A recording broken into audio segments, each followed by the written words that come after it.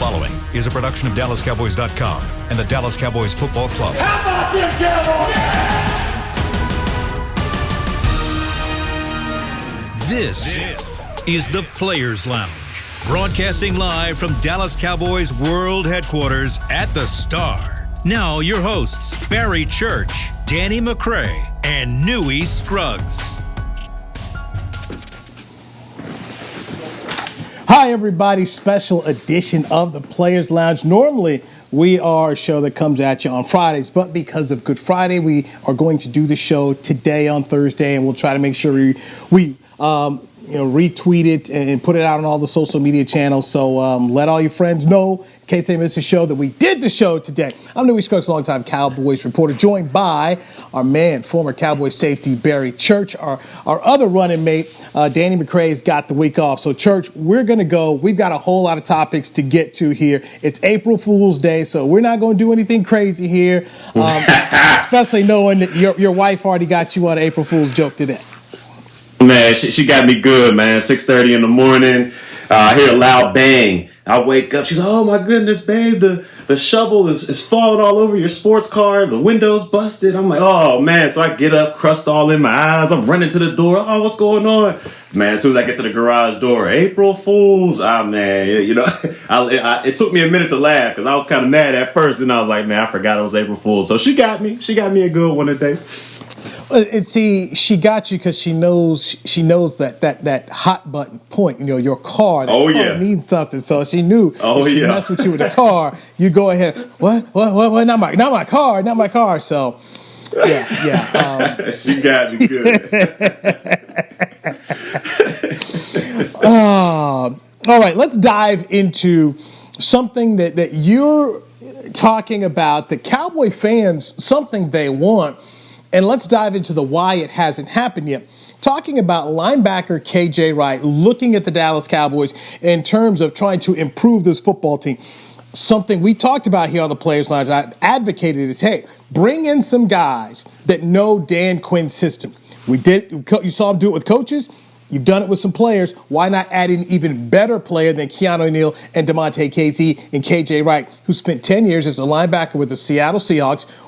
He's won a world championship there, and he's a free agent now. So KJ Wright, 31 years old, started 16 games the last two seasons, 86 tackles, 1 interception, 10 passes defended last year, and 11 tackles for loss, a 2016 Pro Bowler. What do you like about Wright, and why do you want him?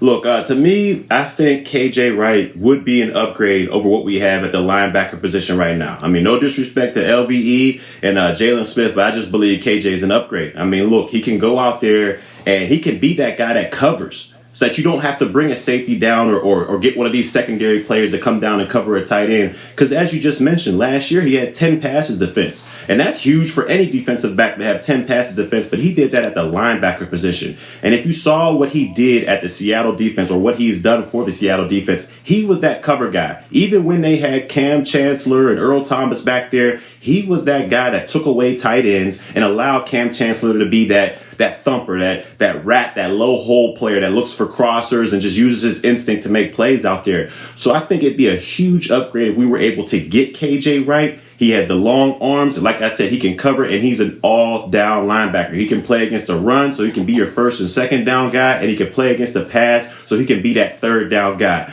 The only thing I don't really necessarily love about the move, if we try to get KJ Wright, even though I see it as an upgrade, it's what are you going to do with Keanu O'Neal? I mean, we got him in here to be that linebacker, that hybrid linebacker, maybe a third down sub package guy. And basically, KJ Wright can do all that and more because he can be your first and second down linebacker. So if we bring him in there, what are we going to do with Keanu O'Neal? Are we going to transition him all the way back to be that primary strong safety? And to me, I don't think that's a good move. I mean, we've seen this guy in the past. Yes, he's a thumper. Yes, he's a good box safety. But when you put him in the deep end of the field, when you make him that true safety, he struggles. And he struggles in coverage as well. Either zone or man, he can struggle. So for me, I like where Keanu O'Neal is right now, being that sub linebacker. But if you bring in an upgrade like KJ Wright, something has to happen. Either you move Keanu O'Neal back, you take snaps away from Jalen Smith, or you get rid of Jalen Smith altogether. I'm not sure what that cap hit will be because his salary, I believe, is fully guaranteed now as of a couple weeks ago or a couple days ago. So for me, I just don't understand what you would do bringing him in, even though he's an upgrade and even though he can help this defense immensely. You just already have so many players in those pieces. I would go ahead and do it, and I would get rid of Jalen, or I would just put him in there and with Keanu Neal on third downs. But overall, it's just, you don't know what to do, even though I see him as an upgrade. We just got to see what the front office thinks. All right, so let me look at the Seattle end of this before I go back into the Dallas Cowboys positive of trying to bring in a KJ Wright. 10-year player. We're talking about a guy who's been their Walter Payton Man of the Year nominee. So, a good guy overall. Why haven't they got him a new deal? We're talking about a team that consistently competes in the playoffs. Does that not set off a red flag for you that, hey, here's a real good football player? They're saying, we don't know. I could see that, but it's like, like you just mentioned, he played 16 games the past 2 seasons. So it's not like he's injury prone or he's missing games out here. And yeah, he's getting up there in age. Once you cross that 30 threshold of the NFL, everybody kind of starts looking at you like a grandpa, but he's still making plays out there and he's still playing at a high level. You just mentioned the 10 passes defense. So for me, I'm not sure why they haven't brought him back. I mean, maybe they're, trying to get younger or going towards this rebuild, but to me, he still has the ability to play and he still has the ability to play at a high level. So I'm not quite sure why, Pete Carroll and the Seahawks haven't brought him back, but hopefully the Cowboys can go ahead and make that move for him.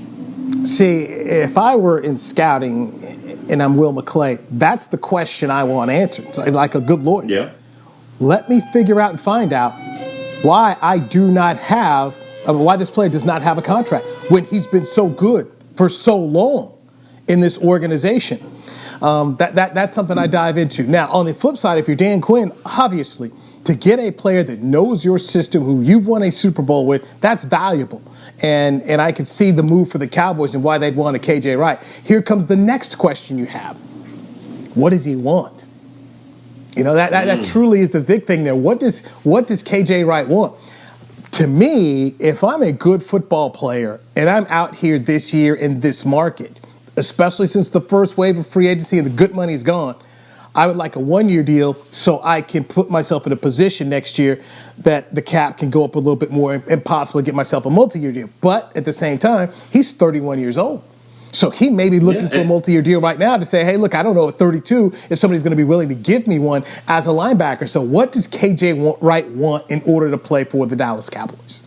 And if I'm KJ Wright, I'm looking at Levante David. I think they're about the same age. I think maybe David may be 30 and KJ Wright's 31, but he just got a multi-year deal with the Tampa Bay Buccaneers where I think he's getting 11 per year, if I'm not mistaken. So there's money to be had out there for him in that age range. But like you said, if I'm him, I might be just signing the 1 year and hopefully they can get him for maybe a 1 for 6 or 1 for 7. And then when that money taps in with that TV agreement with the NFL and the cap skyrockets back up, he'll be able to hit the market again for a multi-year deal. But like you're saying, that by the time that hits, he might be 32, 33 by that time. And that age is hard. It's really hard to get a multiple year deal unless you're a quarterback at that age in the NFL. So he may be looking to hit it one last time, hit a big deal one last time like Levante David did. But if he's looking for that, sadly mistaken, the Cowboys are not. I don't think they'll be in the plans of making him a multi-year deal. I think this is more of a one and done type deal. And if they can get that done, I'm all for it. All right, you're checking out the Players Lounge right here on DallasCowboys.com. We're brought to you by Hotels.com. So, if you have KJ Wright, Leighton Vander Esch, and Jalen Smith, plus a Keanu Neal, if you're going into a nickel package, who are the 2 linebackers you want out there? If you say we have KJ? Right. If you add KJ Wright, you're going in a nickel and dime situation. Who's going off the field? Yeah. If it's a nickel situation, which is usually just 2 linebackers in there, I'm going with KJ and I'm going with LVE. The reason I'm taking Jalen and Keanu Neal out, one with Keanu Neal, if they do decide to run the ball and get us in nickel and bring out 11 personnel just to get us in nickel to run the ball, I got to have a bigger body in there.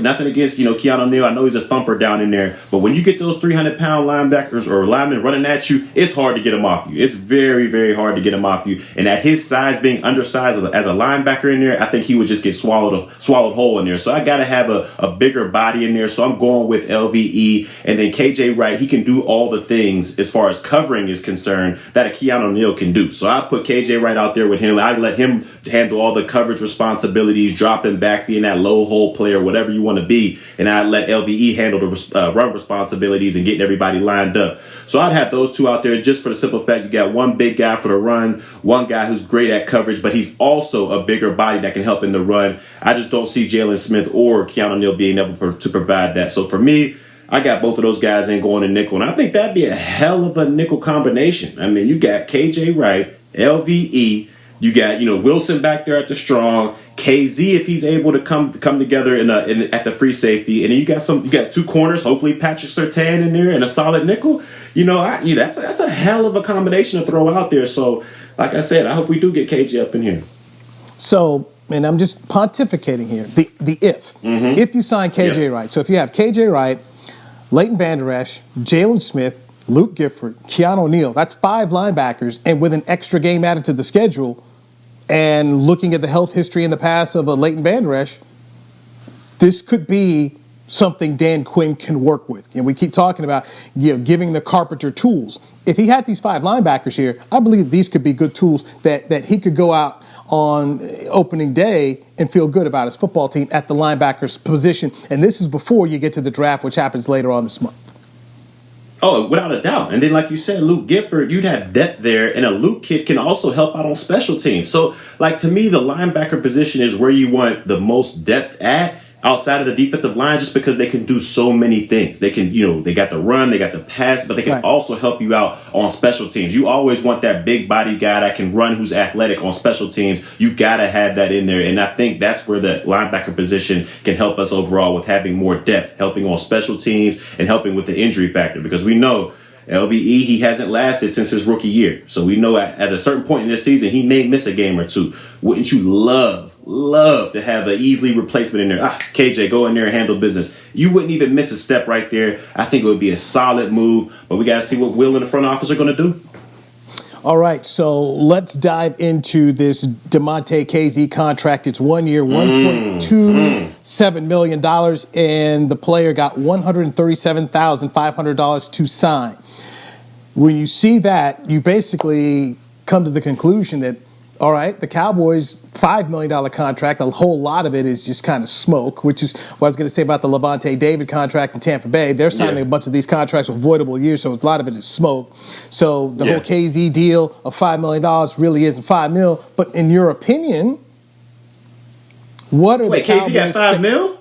I mean, not KZ. Neal got $5 million, but I mean, what Neal got the $5 million, but I mean, what KZ's got with the 1 year, $1.127 million. What do you think they're saying about the player?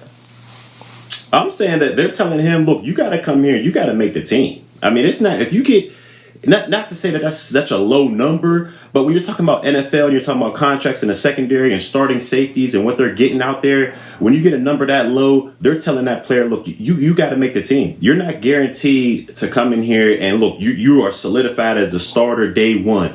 They gave you basically money that, that you got to go out there and earn your job and you got to earn your reputation out there. And I think KZ will be able to do that, seeing as though when he is healthy, he is a ball hawk out there. And that's what we kind of need at that free safety position, especially in that hole in Dan Quinn's position, because you need a guy that has super range that could go back and forth. So if he can come onto the field healthy and playing his best ball, then I think he'll be able to make the team. But it shows me that this team is saying you got to make it. And that also they're going to look at a safety in the draft. They're going to look at a safety, I think, in the draft that can help or that can promote some type of competition back there. Because if they wanted KZ to have the job solely, they would have paid him as such. And they would have said, hey, here, this is your job to have. We want you to be the leader back there. But they didn't pay them. They gave him that minimum with, I think it was a $137,000 signing bonus. So to me, he has to make the team, and they're going to bring in competition, whether it be the draft or whether they bring in somebody else in free agency. They're going to bring in competition. But the sole job of that free safety, I don't think is just simply KZ's job. He's going to have to make the team get healthy, and he's going to have to compete in camp. And if he's able to do that and come out with the job, then they have a good free safety on their hands for the load. But overall, he's going to have to make the team, and I think they're going to bring competition for him. I think of this as a positive. Positive meaning, all right, here's somebody that understands the system so he can help teach it to the other people.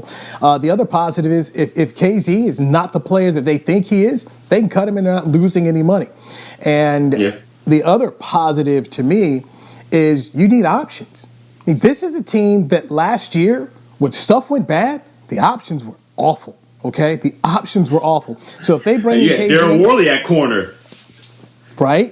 Right. So if you've got KZ and you can add some more through the draft, possibly more through free agency, once again, give the Carpenter more tools to work with. So I'm trying to be positive in terms of looking at what they're doing and how this can work. Ultimately, you're going to need options. Dudes aren't always going to be healthy on a defense or on the offense in case he's a guy coming off an injury. So I think the Cowboys have really protected themselves in a lot of ways here. If KZ ends up playing well, then great. I go back and look at a kid from TCU, Jason Brent, who ended up signing a one-year deal last year with San Francisco at cornerback. Played really well. He was a former first-round pick of the Chargers, couldn't stay healthy. Last year, one-year deal, played well, and ended up signing another deal with them. So I kind of look at KZ, this situation here.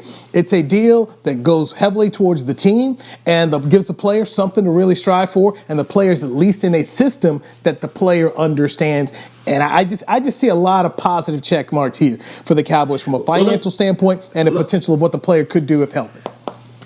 Let me ask you a question, Newy. Why do you think this organization it puts such a low bar on the safety position? Like, you don't think why wouldn't they go out there and solidify that safety position? They could have got, Anthony Harris for $5 million. They could have got a Ricardo Allen for nothing crazy. It wouldn't have broke the bank, but they would have solidified it. Like, look, this is our guy going forward at free safety. This is it. Instead of running all these, all these, not examples, but experiments. Like, all these experiments they got going on instead of just solidifying that free safety. Why do you think that is?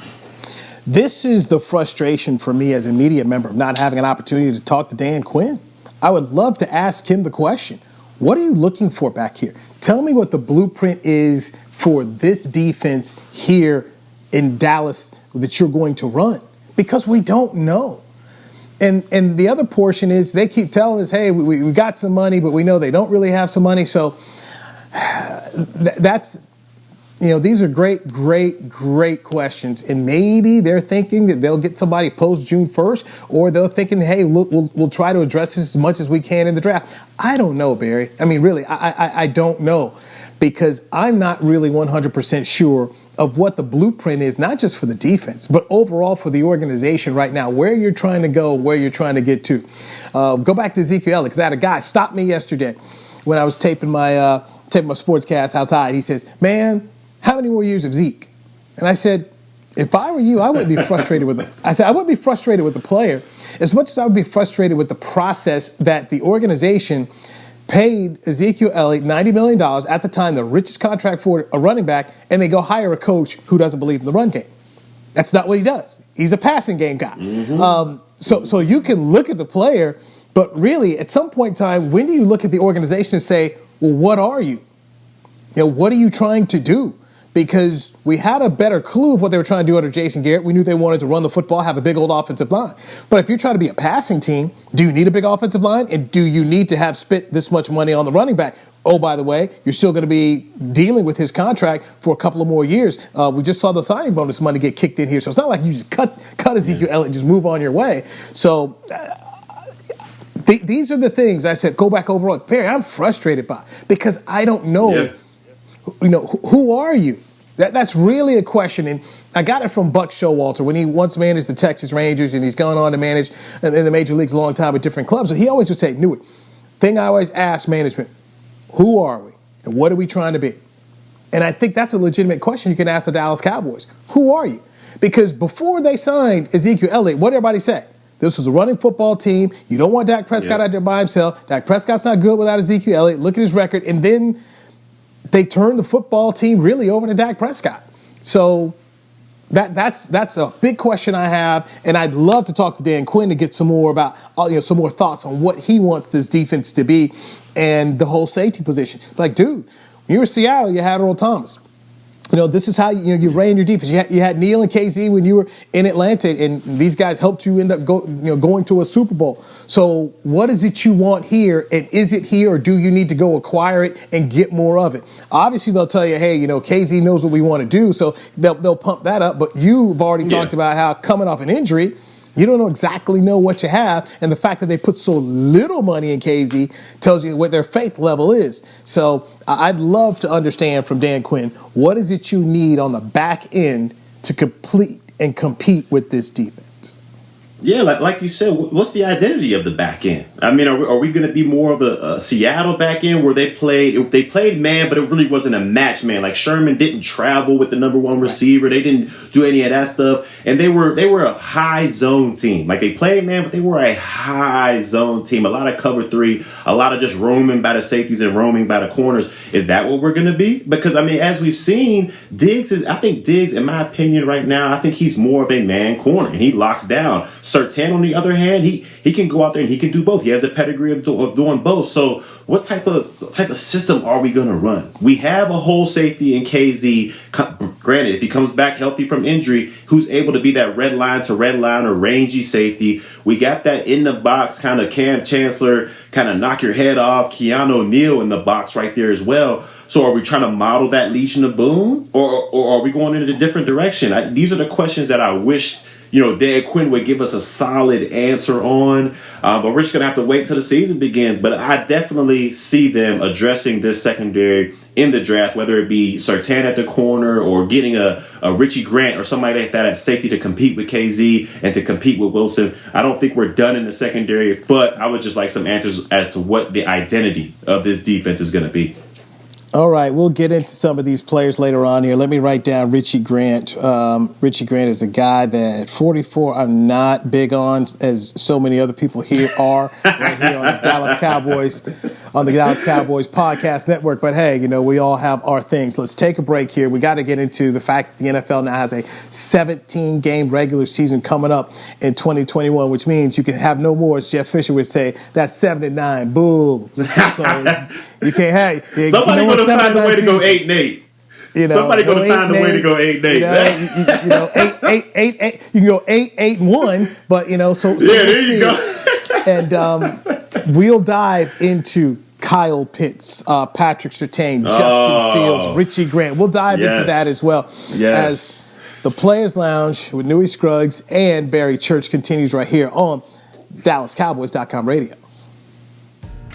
Adjust your cleats, adjust your pads, even adjust your helmet, but seriously, don't adjust your underwear because once it's seen, it cannot be unseen. Tommy John's fabric keeps you cool and dry on the field or in the stands, and now they even have loungewear. Yeah, loungewear. Shop underwear at TommyJohn.com/Cowboys for 15% off your first order. That's TommyJohn.com/Cowboys. Hey there, Cowboys fans. With Tide Cleaners at-home pickup and delivery, cleaning your clothes has never been more convenient. Simply sign up at your local store, set out your dirty clothes, and one of our Tide Cleaners professionals will come directly to your home for a totally contactless experience. Your clean garments will be returned promptly the next scheduled delivery day, so skip the errand and enjoy life, not laundry. Visit TideCleaners.com or your local store to sign up for Tide Cleaners at-home pickup and delivery today. Grab some OtterBox gear and get ready for hanging with the boys. From rugged venture coolers to tough-as-nails elevation tumblers, we've got what you need to keep your game day drinks frosty and your football feast ice cold. And with cases, screen protectors, and power accessories, you can defend your phone and stay connected to every play. Gear up at OtterBox.com and amp up the fun of every Cowboys game. That's OtterBox.com. Is your family a Cowboys family? Have you taken holiday photos at the Star? Was your wedding theme blue and silver? Have you convinced your kids them is spelled with a D? If so, every game day feels like a vacation to you, so treat it like one. Whether you're traveling to the game or watching from your favorite vacation spot, book a place to stay on Hotels.com. Proud partner of the Dallas Cowboys. Back to the Players Lounge. Hey, Cowboys fans, show your football pride at the Pro Shop, the official store of Dallas Cowboys Nation. Score classics like your favorite player jerseys, tees, hats, plus exclusive collections and unique accessories. With options from Nike, New Era, and many other brands, the Pro Shop has more Cowboys gear than anyone in the game. Visit your local Dallas Cowboys Pro Shop or go online at shop.dallascowboys.com. All right, you're checking out the Players Lounge right here on DallasCowboys.com. Radio, I'm Newy, Scruggs, longtime Cowboys reporter, joined by former Dallas Cowboys safety Barry Church. Our other running buddy, Danny McCray, has the day off. All right, next week we're back to Friday, but we're doing this on Thursday. Good Friday is tomorrow, and all the podcasts will take the day off here. Let's dive into something that I think is big that people aren't talking enough about on social media concerning all players, especially at Cowboys Nation, Barry Church, and that is that the NFL owners approved a 17th game. That 17th game is going to be the Cowboys at New England to take on the Patriots. They do not play well at New England. They've never beaten Bill Belichick at New England. So Mike McCarthy versus Bill Belichick is the added game that the Cowboys are going to get. As a football player, Barry, and having played this game and gone through 16, what does a 17th game mean for the body, and how do the Cowboys as an organization need to start thinking about having 17 games? 17 games. So the positives about that, as for a player, is, look, you get more money. That 17th game, you're going to get another check. You got more revenue coming in, a bigger piece of the pie with the owner. So you got more money coming in. And this is something that the players, I don't think, they agreed upon this already. So it's not like they can really pretty much complain about it. I know I've seen a lot on social media, the players like, oh, my goodness, a 17th game. How's my body can barely stand up for 16. Now you want me to do a 17. But this is something that y'all agreed upon. This is something that the new CBA, when it came out, the owners proposed this, and you guys agreed upon it as a player. So there's not really much complaining that the players can do because they already agreed upon this. Now, when we're talking about 17th game for the season and the body, I don't think one more game will be that taxing on the body. I mean, look, they took out one preseason game, and look, preseason, for if you're a bona fide starter, you're rarely playing anyways. You might get in for a quarter, maybe 2 quarters on that third preseason game. It's kind of a warm up for the season. So the preseason, you're not really doing that if you're a starter. And then the 17 games during the regular season, or the 16 games during the regular season, yeah, it's a task. It'll beat your body down, and by the time 16 weeks come around, you're like, oh man, this has been a rough one.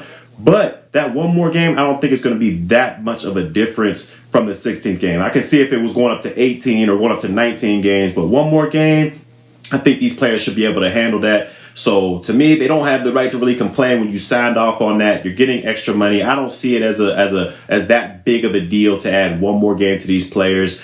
I mean, I've seen some complaining about it, but overall, I don't think it's that big of a deal. And plus, you're getting more money. I say you make it happen. But when we come to this New England matchup, man, I'm 1-3 against New England. 1-3. I don't know what it is about what they do up there, but it is hard. It is extremely hard to win up there, whether it's the weather conditions, whether they just got your number, whether they just, whether they scouted you to death. I don't know what it is, but running up in New England is hard. And that 17th game, I hope it's not to get to the playoffs. Like, we got to win this game in order to get to the playoffs. I hope that's not the case because it's extremely hard to win in New England against Bill Belichick. And Cam Newton, he got some weapons. They went in free agency and got some weapons there. So I think it might be a nice little battle up there, but hopefully it ain't for nothing to get to the playoffs, or we already got that sealed up. The schedule has yet to come out. If I'm the Cowboys, I'm hoping to get to New England in September. That to me is the hope. Yes. You want to play this game as early as possible as they're trying to add the new weapons and integrate them into their offense and defense. But I just sit here and think about, you don't want to be there in December. You don't want to be there in November. I was there for that last Cowboys game up in Foxborough. It was a cold, wet, rainy day.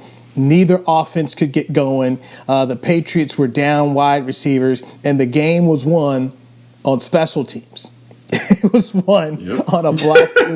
It was won on a block punt. Patriots recovered, scored a touchdown, and that was kind of the end. And I remember talking with Jerry Jones afterwards. I'm standing there next to Ed Werder, and Jerry was hot. And you could tell at that point in time he was done with Keith O'Quinn as a special teams coach, and Jason Garrett was going to find his way out of the door. That was where he was. Because it was a winnable football game, you lost the game because you got out coached. You lost the game because you couldn't execute on special teams, that phase of the game where Matthew Slater is coming. Bill Belichick put the emphasis there, and the Cowboys lost right there. So they've had a tough time up there in New England, man. So I'm telling you, you want to get there as early as possible. It's like a Packers game. If you see the Packers on the schedule, hope you can get the Packers in October. You don't want to be there late in the year because the odds against you are tough.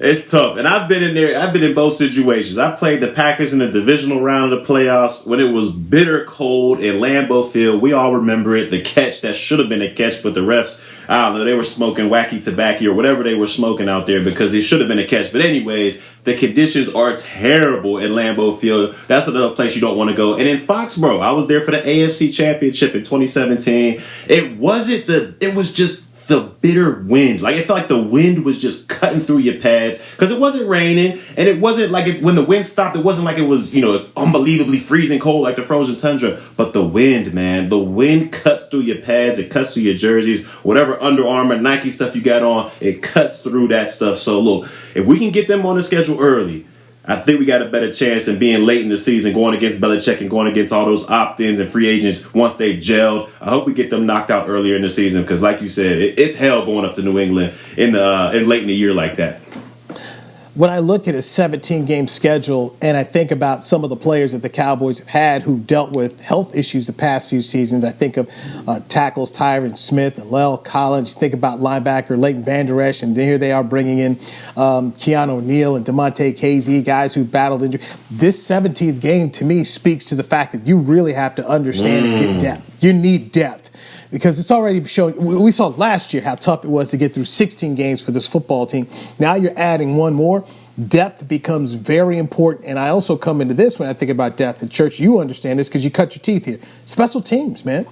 When you start losing guys, special teams is where a lot of these backups are going to be coming from. And then if they're playing specials, if you take them off, who takes their place? This is an important phase of the football game that the Cowboys, in my opinion, have got to figure out how to win it. If they can figure out if they can win the offensive and special teams phase of the football game, they're going to have an opportunity to win this division. That's how I feel. I don't know if they can, but that's just my feeling of how can you improve this football team in 2021. But adding that 17th game is going to tax you in some areas here. It's going to be taxing. It's going to be taxing. And like you said, we have a team that's filled with guys, I hate to say it, but guys that are injury prone. I mean, look, you got Tyron Smith. Lyle Collins just came off hip. Zach Morton, our whole linebacking crew. I mean, our whole safety crew, if you think about it. Keanu O'Neal with the Achilles, KZ with the Achilles. So we're fielding a team with injury-prone players. So that 17th game, it could be extremely taxing for this team. But that's why I love the signings of a guy like C.J. Goodwin, who can come in here, help the special teams out. You don't really have to take him from the defense to be a part of the special teams. He's already entrenched in the special teams, so he can be there for you. And also, I hope they get this done. But with that 17th game, we need a guy like Joe Looney. We need a guy that can go out there and he can be that interior swing offensive lineman. He can play guard, center, or the opposite guard. We need somebody like that who can fill in, especially with adding another game. I don't think it'll be that taxing, but as injury prone as this whole team has been, I think we need to get depth pieces, and Joe Looney would be an excellent depth piece as we've seen him come in and play well for injured Travis Frederick when he was here, and then he had to move over to guard last year a couple times. So for me, I feel as though we need to make those signings. But like you said, man, this injury-prone team heading into a 17-game regular season, it could be pretty taxing.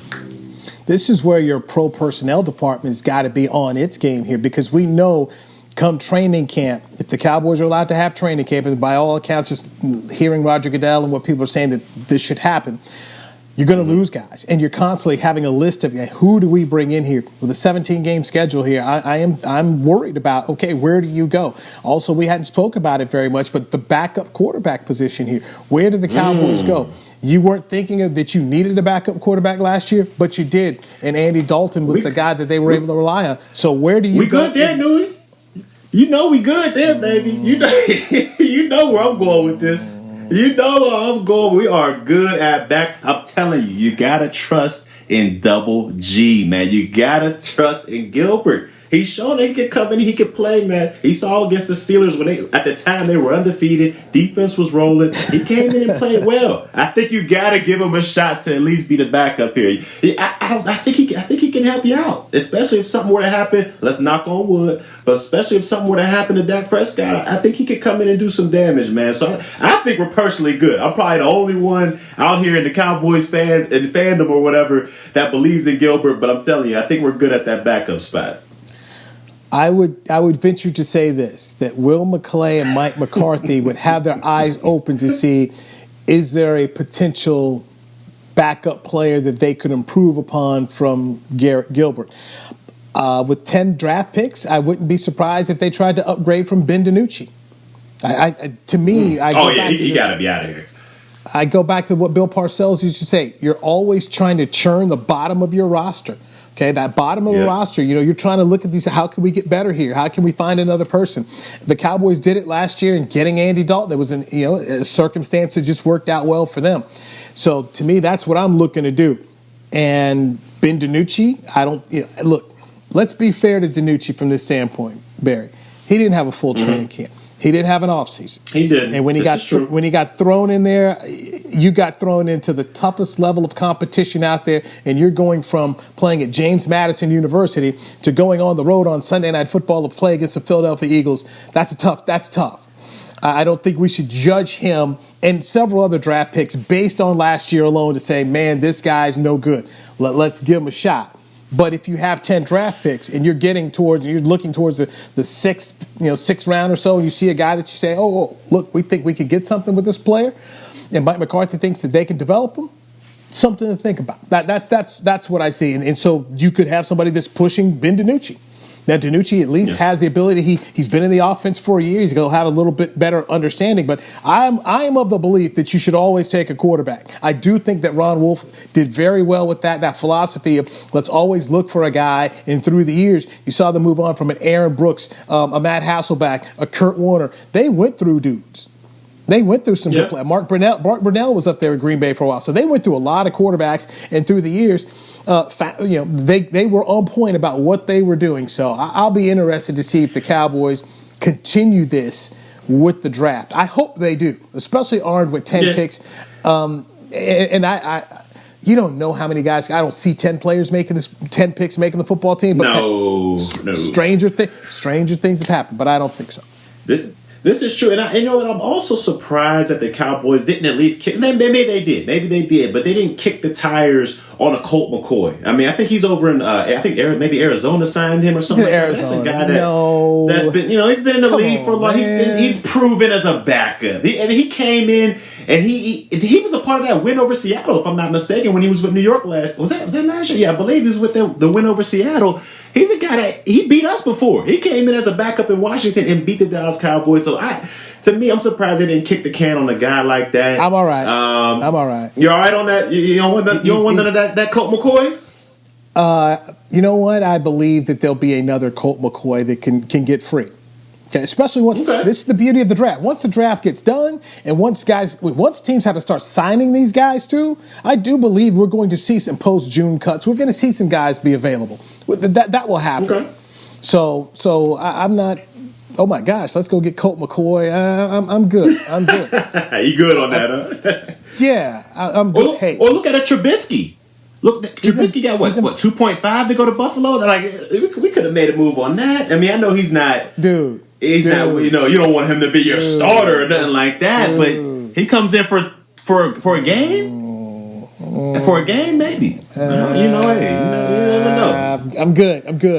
Look, I watch a lot of Carolina football, man, and the thing about Mitchell Trubisky coming out of school that I never understood, he couldn't beat out Marquise Williams, and the coaching staff was trying to beat. They're trying, like, dude, you could beat this guy. He could never beat Marquise Williams, who's nothing more than a practice player on an NFL squad for a couple of years. So I had questions there. Then he had only 13 starts. And so he ends up being third team all ACC behind Lamar Jackson, who won the Heisman that year at Louisville, and Deshaun Watson, who went on to win a national championship. So I just never got the whole Trubisky deal. And I shake my head at the process of how this guy got pushed up in the draft process, and people thought he was going to do all these things that I just like, huh? Wait. And so when you talk about bringing Mitchell Trubisky, and now you know what you are? Now you're adopting that dog from the shelter. This had its issues, behavioral issues, a problem, might be bite. You don't know what you're getting out this. You don't know what kind of dog you get, you know? You got it from the pound. We don't know. But the expectations would be so much lower. The expectations would be so much lower here for him. I don't want that dude. Okay, I don't want that dog. Okay, I'm gonna try to find a better dog. All right, no. Oh man, I don't want that, man. I'm good, man. Right. He's like that. When you go to the pound, you see when they say mix, terrier mix. You know, you're like that mix. You know what the mix is because they told me because our dog looks like a boxer. Like he's a boxer. And then when we looked at the little card, it said boxer mix. Like, huh? Well, what's the mix? Mix was pit bull. They don't say boxer pit bull because you probably I don't want no part of the pit bull. So you don't know. I don't know when I get Mitchell Trubisky. So I don't let Buffalo deal with that. If you're the Cowboys, we're not here to deal with a dude who's been all scattershot. I don't know what I'm getting there, man. I don't know. Because this dude has been put through the ringer. Remember the story where that came out that he was mad that they had NFL Network on at the facility because they were trashing him? Oh, yeah. That was super soft, man. That was soft. Man. I couldn't believe he said something like that, man. Like, come on, man. You're a starting quarterback in the National Football League. You said turn it off because I don't want to hear the negative talk about me. I mean, come on, guy. You gotta be a little bit stronger than that. Yeah. See, I just look at him overall. This was a player who was overdrafted day one. I was just never a Trubisky fan because I go back to what Bill Parcells used to talk about: how many starts he wanted to see out of a quarterback and what he wanted. He didn't fit any of that. He just did not fit any of that. And the player they were talking about, I'm like, wait a minute. This guy's not better than Deshaun Watson. In fact, went head-to-head with Deshaun Watson and, it wasn't even a game. I just, when I look at the resume of what Watson had coming out of Clemson, I look at what Mitchell Trubisky, I'm like, how is this a conversation? But it was. And you think about how much Chicago, look, not just Chicago, look at everybody who passed on Mitchell Trubisky, who passed on Deshaun Watson and Patrick Mahomes and the quarterback situations they find themselves in today.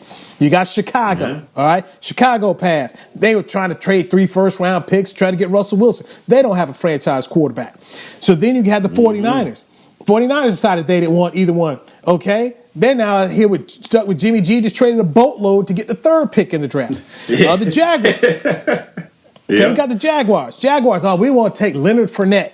I think Fournette was 4, but they took Leonard Fournette. He's no longer on the football team. Now they've got the number 1 pick. They're taking Trevor Lawrence. The Jets decide, we're going to take safety Jamal Adams instead of taking Deshaun Watson or Patrick Mahomes. Here are the Jets with the 2nd overall pick, talking about dumping Sam Darnold, who they took number 3 pick a couple years ago. Back in the quarterback business because they haven't gotten a guy. So all these teams who passed on a dude, and I always go back to Watson because he had the proven resume, Barry. That was it. Patrick Mahomes. He's a winner. He was a winner.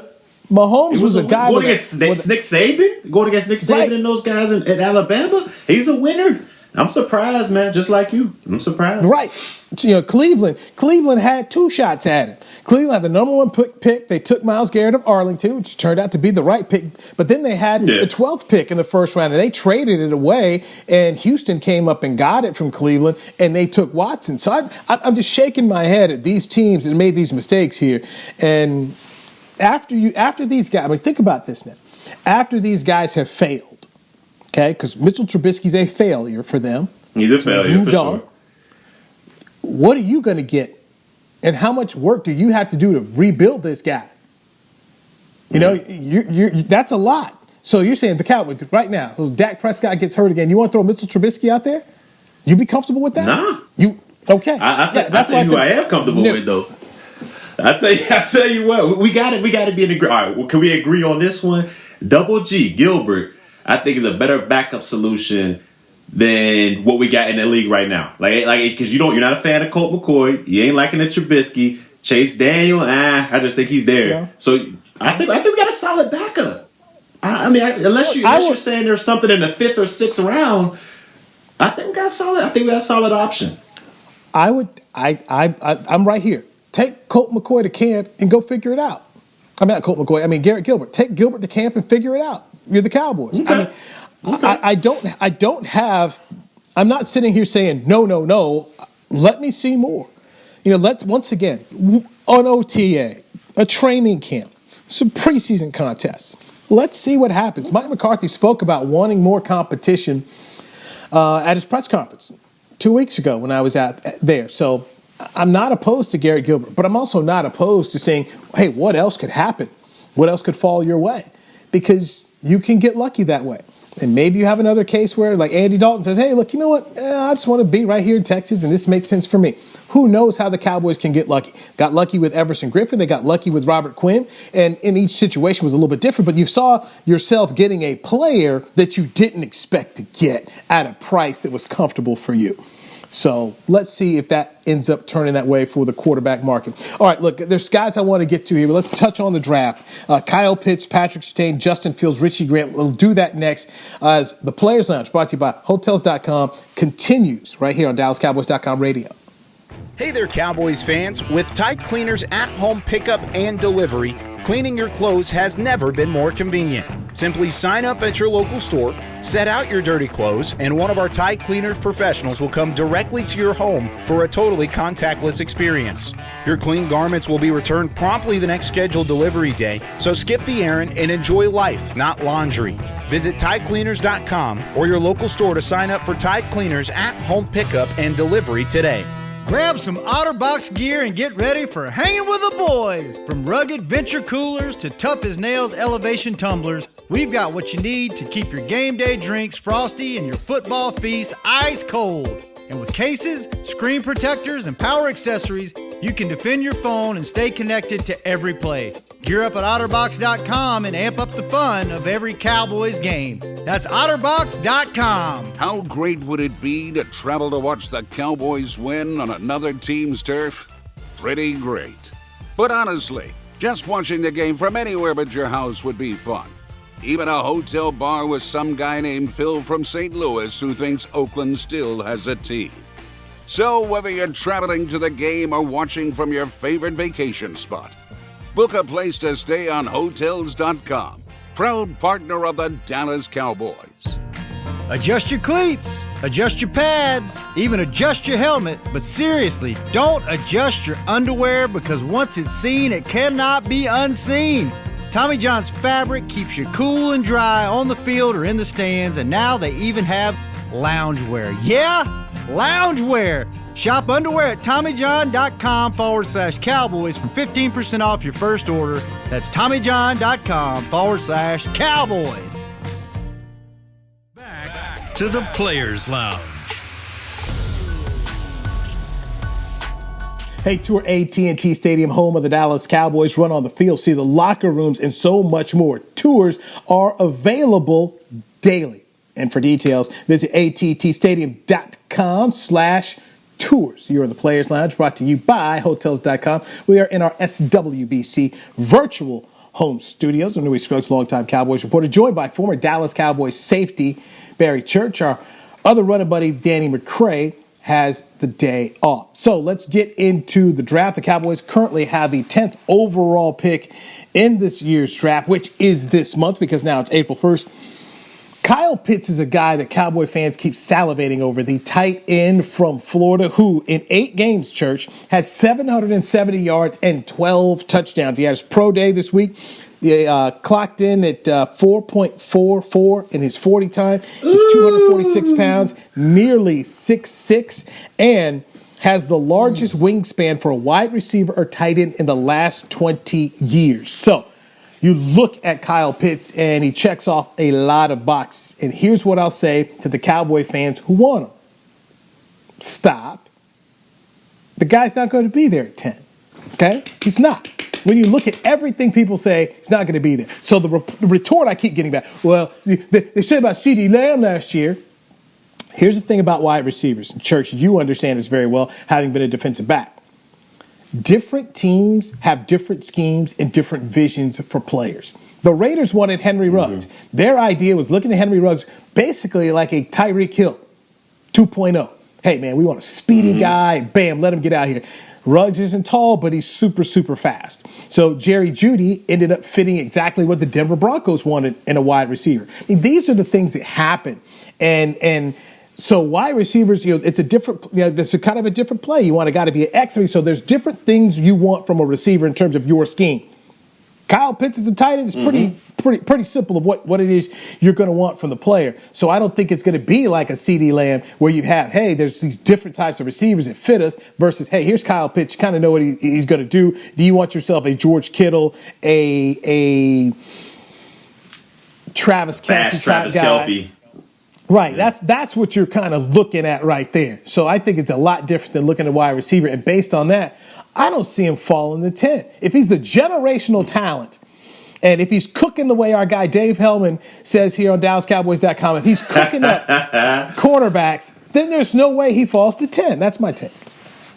Yeah, there's no way. You're completely right, man. Look, this guy, as everybody says, and all the reports out there, is supposedly this generational talent. And he's a mismatch nightmare, especially when you line him up at the tight end position. And I don't doubt that. The guy ran a 4.45 out there at his pro day at 245 pounds. I mean, that's extremely hard to do. That's extremely hard to run with if you're a linebacker or safety or anything like that. That is pure speed. He has the height. Like you mentioned, he has the longest arms in the past 20 years, so you know his catch radius is extremely ridiculous. So this guy will not fall all the way to 10.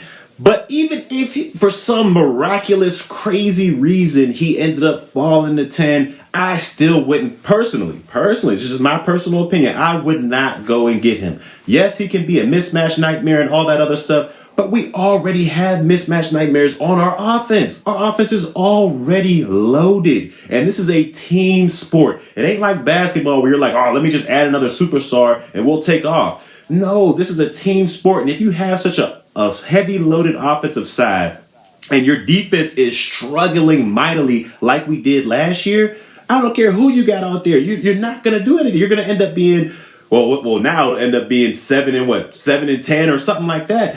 You won't be able to go out there and compete on an every game basis because some teams out there, the Bill Belichick teams of the world out there, they're going to find a way to take away Kyle Pitts. They're going to find a way to take your offense and knock it down a little bit. And that's when you're going to need your defense to step up. And if we don't have anybody, we don't have talent or anybody on the defensive side of the ball to go ahead and match up, we're going to be struggling. We're going to struggle as a team, and we're going to be right in the same boat we were last year where guys are saying, what's going on? Why are we winning these games? We're giving up too many points. Well, we kicked the can too far down the road on the defensive side of the ball. We need to adjust. We need to go ahead and we need to pick defense. I'm going to be completely honest. We need to pick defense.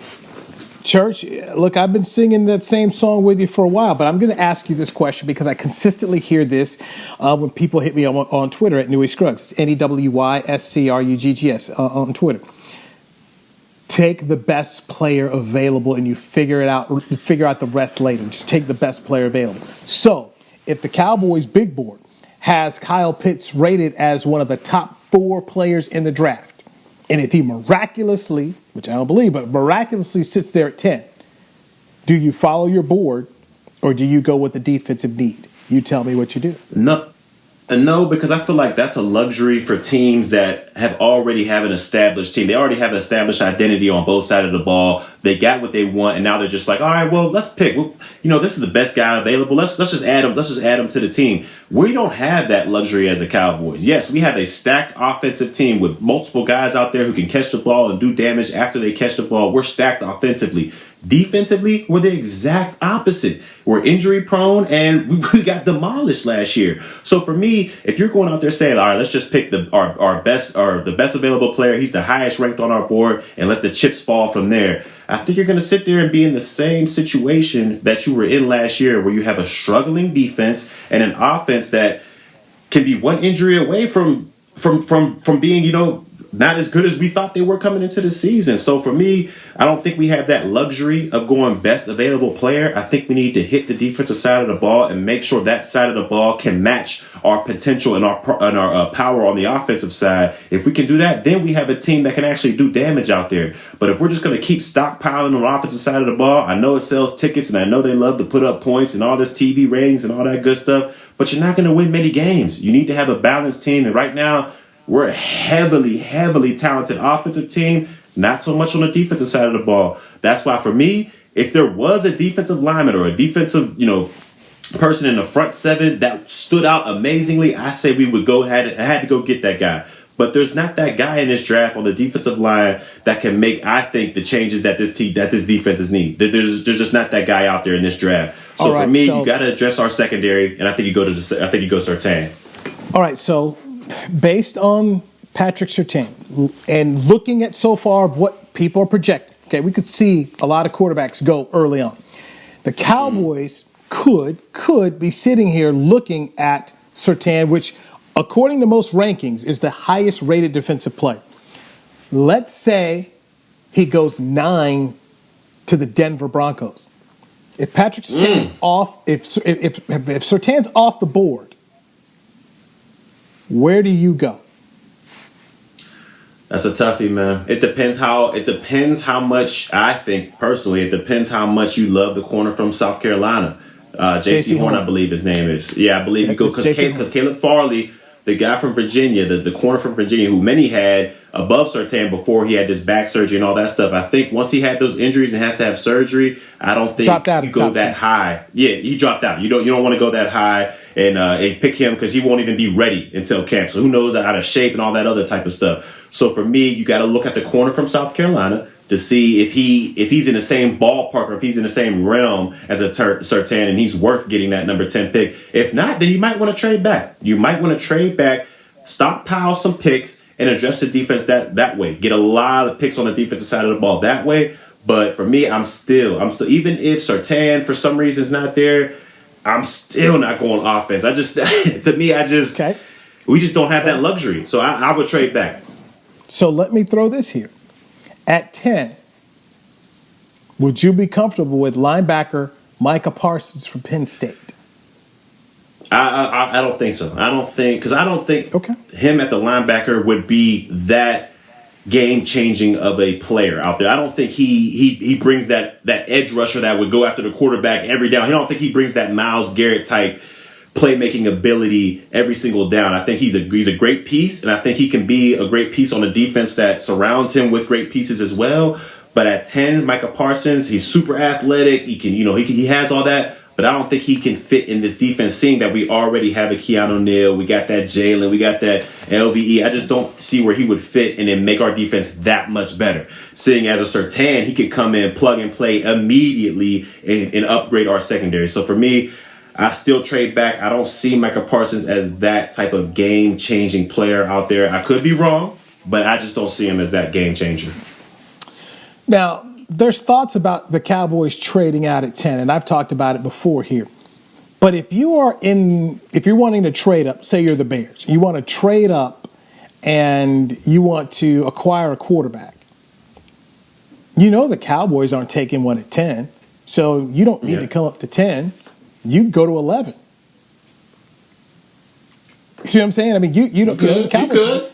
The Cowboys aren't the team you probably don't call the Cowboys, but it'll be interesting. And if Justin Fields, and I told you about this process back in December, man, I said, Justin Fields is going to fall in this process because it's just the way it happens, man. Every year it seems to be not every year, but every few seasons there seems to be a black quarterback in the mix of the first round that just gets obliterated through the scouting process. And Justin Fields getting trashed. Dan Orlovsky telling the Pat McAfee that he heard that Fields was, quote, last guy in, first guy out, and, quote, questions with Justin Fields' work ethic and, quote, where's his desire to be a great quarterback. That these were things that people were telling him. Then he comes back out today with a very long, lengthy statement saying, hey, I talked to Ohio State coaches and they dispute what was heard around here, but you're just still seeing Justin Fields take a hit. Now, if you're the Dallas Cowboys, this could play to your benefit. Maybe somebody does want to come to 10 to get Justin Fields. We have seen the 10th overall pick in play if you want a quarterback. Patrick Mahomes was a 10, okay? Kansas City went from 27 to 10 with the Buffalo Bills in order to get Patrick Mahomes. And the Bills ended up getting a first-round pick the next year, and then the pick they used at 27 was Tre'Davious White. What a great pick that turned out to be. It turned out to be for the Buffalo Bills.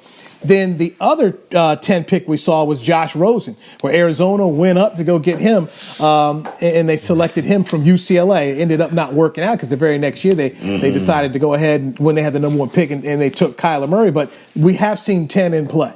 So how far do the Cowboys want to fall, Barry? That to me could become the thing. If there's a trade in play, how far do you fall? The Bears could be there at 20 looking for something. The Patriots at 15 could be looking for something. The Raiders, I think they're maybe 17. They could be looking for something. So there's some teams that could make a move. Before the San Francisco made the trade, I thought, hey, maybe they could do something here. And they did, but they went all the way up to 3. So we'll see, man. This thing, if you're a Cowboy fan, get wild.